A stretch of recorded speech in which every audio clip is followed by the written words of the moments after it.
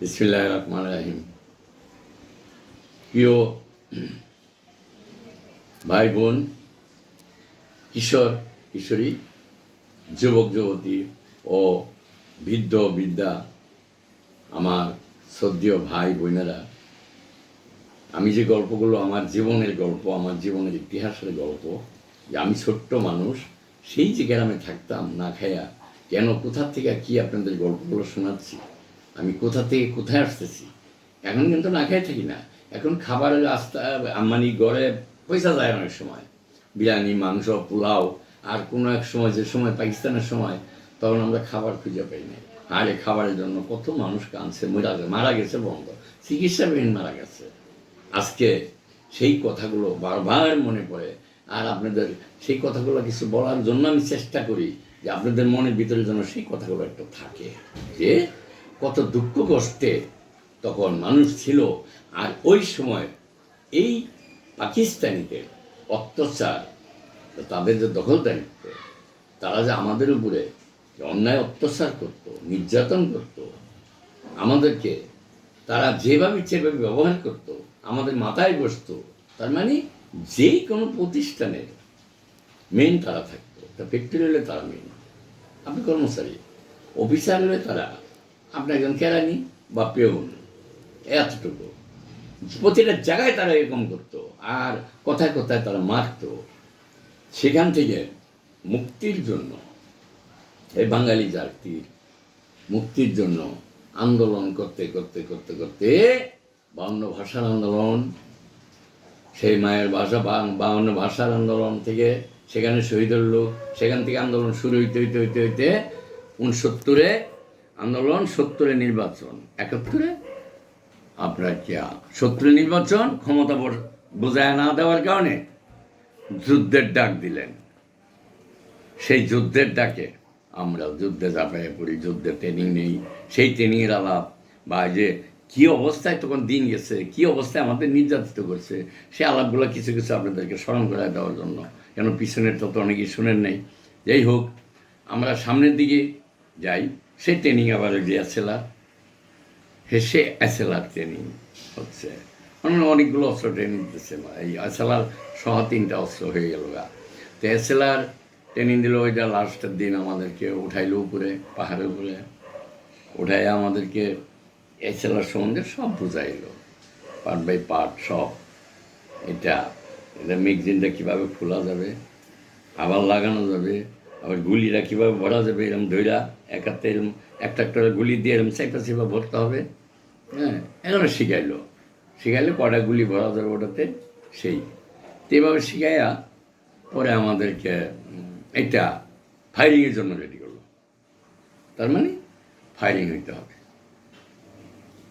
তা ফায়ারিং ইনস্টিটিউটে নিয়ে গেল, ফায়ারিং ইনস্টিটিউটে নিয়ে ওই দিন আমাদেরকে এসএলআর ফায়ারিং। তো দেখলাম অস্ত্রটা খুব একটা সুবিধা না, ফায়ারিং 5 রাউন্ড করে ফায়ার করাইতো, 5 রাউন্ড। ওই সামনে একটাই থাকতো ভূত, ওখানে একটা দাগ দেওয়া থাকতো, ওটা দাগের ভিতরে লাগাইতে হবে, এরকম শিখাইতো আর কি। তারপর কীভাবে ধরতে হবে, কীভাবে ওটা নিশানা করতে হবে, দম বন্ধ করে পরে টাইগার টানতে হবে, দম ছেড়ে দিলে আপনি নিশানাটা লড়ে যাবো। আপনি টার্গেট করবেন করে, শ্বাসটা বন্ধ করবেন করে, আস্তে ছাড়বেন গুলিটা, তাইলে ওই জায়গাটায় লাগবে, আর নাহলে সরে যাবে। এগুলো শিখাইলো, শেখায় বাস আমাদেরকে ফায়ারিংয়ে দিল। তো আমাদের মনে হয় যে একটা প্লাটনে তো অনেকগুলো লোক থেকে প্রায় 40 জন, তো ফায়ারিং 5 জন করে নেয় ফায়ারিংয়ে। ফায়ারিংটা করতে করতে প্রায় 1 ঘন্টা সময় লাগে, শেষ হয়। এই অবস্থায় ফায়ারিং করে মনে করেন যে এরপর নিয়ে আসলো আমাদেরকে ক্যাম্পে, নিয়ে আসলো, ছুটি দিয়ে দিল আমাদেরকে, পোলিং দেওয়া ছেড়ে দিল। আমরা গিয়ে গোসল করলাম, খাওয়া দাওয়া করলাম, করে একটু রেস্ট নিলাম। আবার 4টা বাজে আবার উঠলাম, পিটি প্যারেড শুরু হয়ে গেলো, মাঠে দৌড়াদৌড়ি শুরু হয়ে গেলো, লেফট রাইট, এবার টান, অমুক সমুক, দৌড় মাছ, এগুলো আর কি শেখায়। এগুলো শেখায় মানে এগুলো চাঙ্গা হয় শরীর, হ্যাঁ, এই শরীর খুব ভালো থাকে পিটি প্যারেড করলে।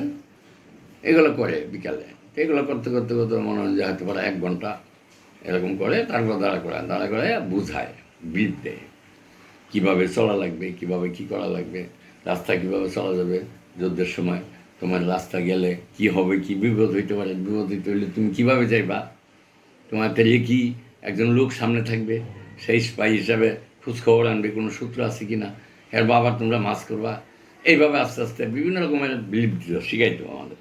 যাক, ওরা ভালোই আমাদেরকে ট্রেনিং যেটা দিচ্ছে, আমাদের ইচ্ছা ছিল যে ওরা আমাদেরকে যেভাবেই বলুক না কেন, আমাদের দরকার ওদের থেকে শিখে গিয়া আমার দেশকে স্বাধীন করা, আমার দেশ মাতৃকাকে স্বাধীন করা, মুক্তি করা, আমার একটা পতাকাকে দাঁড়া করানো, আমার বাঙালি জাতিকে মুক্তি করা, আমার মা বোনের সম্মান রক্ষা করা। আমাদের উদ্দেশ্যটা কিন্তু এটাই থাকতো সবসময় মনের ভিতরে, যার জন্য আমাদের মনে খুব জোর থাকতো, শক্তি থাকতো।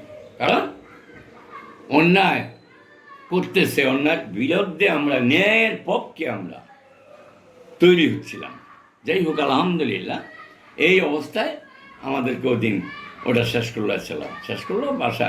আমরা বেড়াকে আসলাম, বেড়াকে আইসা গোসল টোসল করে খাবার দাবার খাইলাম, খাইয়া রেস্ট নিলাম, ঘুমাইলাম। তারপরে গল্পটা আমি আবার আপনার নতুন করে বলবো। আজকের এই আসলার পর্যন্ত এখানেই শেষ। পরে একটা নতুন অস্ত্রের ট্রেনিংয়ের ব্যাপারে আলোচনা করব। আপনারা আশা করি ভালো থাকবেন, আমার জন্য একটু দোয়া করবেন ইনশাল্লাহ। আর আমার কথাগুলো মনোযোগে শুনবেন দয়া করে। জীবনে বহুত কিছু শুনছেন, কিন্তু আমার এই কথাগুলো শুনবেন যে আমি একটা ছোট্ট মানুষ ছিলাম গ্রামে, আস্তে আস্তে বাইরে উঠলাম, উঠার পর কিভাবে আমি দুনিয়ায় কি করলাম, আমার ভালো মন্দটা আপনারা বুঝতে পারবেন। আর এখান থেকে আপনারা কিছু শিখতেও পারবেন আশা করি।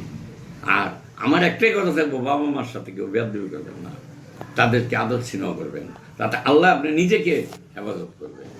আমি আজকে এই পর্বটা এখানে শেষ করতেছি। প্রিয় দেশবাসী, আসসালামু আলাইকুম। আশা করি আপনারা ভালো থাকবেন ইনশাল্লাহ। বিদায় নিচ্ছি, এই শেষ।